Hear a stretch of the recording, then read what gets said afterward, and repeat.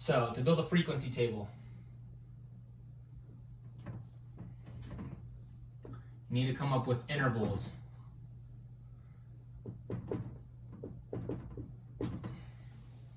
And then you're going to mark down the frequency of how many numbers are in that interval. So what am I going to do from my intervals? I'm going to choose to go from, let's do like 3 numbers. So let's do from 0 to 3, from 3 to 6. Remember, all your intervals have to be the same size. So if I'm going to start with 0 to 3, and I'm going to cover a 3-digit width, then every interval after that has to be the same size. So I'm going to go from 3 to 6, go 6 to 9, go 9 to 12, and it has to cover your last or your greatest number that you have in your list. So I'm going to go 12 to 15. There's a reason for this, and I'll mention it here shortly. If you're wondering why I went 12 to 15 when my last number was 12, hang on one second, I'll explain that shortly. So then we count the frequency. Numbers between 0 and 3. I look up here. I want the numbers that go up to 3. I can't count 3 as being 0 to 3. That's going to go in this interval right here from 3 to 6. Remember, 0 to 3, I'll write a side note right here. Remember, if an interval says 0 to 3, this really means 0 to 299, 2.999999999, and it goes on. As soon as it hits 3, it actually falls into this interval. So I have 0 numbers that fall between 0 and 3. How many from 3 to 6? Well, I have 1, 2, 3, 4 numbers. From 0 to 6, from 6 to 9, I have 1, 2, 3. My 3 8s. From 9 to 12, I just have this 10 here. So I have 1 number. And from 12 to 15, remember, I didn't count 12 as being in 9 to 12 because of this rule right here.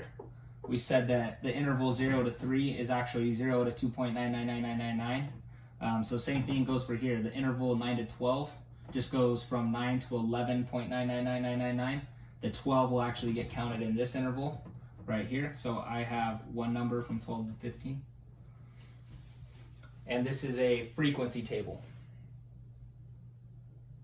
Lastly, the last thing that we covered last week in our online sessions is a histogram.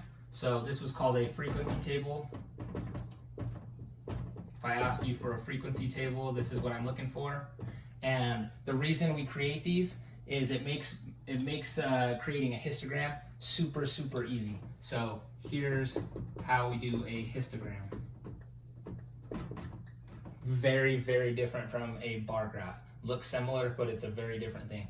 So we create our axes.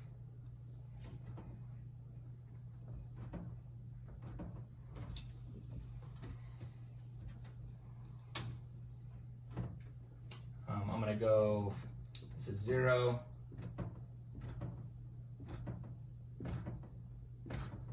This was 3, 6, 9, 12, all the way up to 15.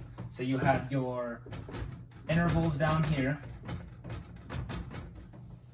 And this is always going to be your frequency.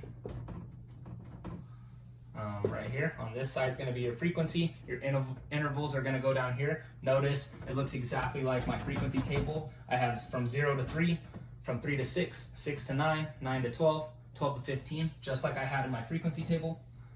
And then over here, I'm just going to do, let's see, 1, 2, 3, 4. It doesn't even go up to 5, but